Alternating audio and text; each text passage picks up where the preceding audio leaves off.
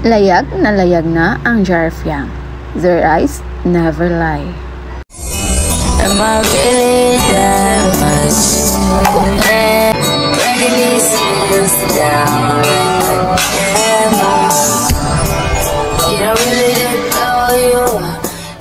So yun na guys, sa latest update ng Pinoy Big Brother, nakabalik na ang mga housemates sa loob ng bahay ni Kuya.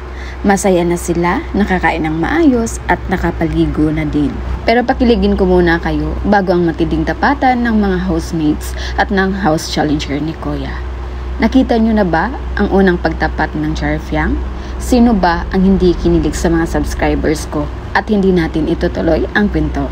Pero joke lang yan guys. So ayun nga guys, so second task ng mga housemates against house challenger ni Kuya, unang nagtapat sina Fiang at Jaren. Take note guys ha, walang namagitan sa kanila pero sobra silang nakakakilig. Simpleng gesture lang ng dalawa, lalo na nang titigan ni Jaren si Fiang and vice versa. Sinadya pala talaga ni Jaren na si Fiang ang unang makatapat sa challenge na yon dahil yun yung prediction ng mga host challenger na si Fiang ang mauna.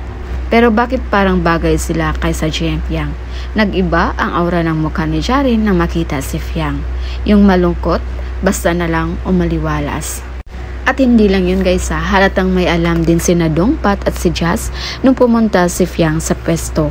Habang naglakad si Jaren, halatang kinilig ang tatlo. Kitang-kita sa ngiti ng Dongpat na kinilig ito nang magtapat na ng pwesto sina Jaren at Fiang. Totoo nga kaya yung sabi nila na baka magporsigi na si Jaren kay Fiang dahil alam niya sa labas na marami din ang fandom nila. Kaya ilalayag niya na yung kanyang feelings kay Fiang. Halata din naman sa mga mata ni Fiang na may gusto ito kay Jaren. Kaya gulong-gulo na ako guys kung sino ba yung gusto kong suportahan, ang GM Fiang or ang Jar Fiang. Anyway, hindi lang naman ako yung naguluhan, pati din naman ang taong bayan.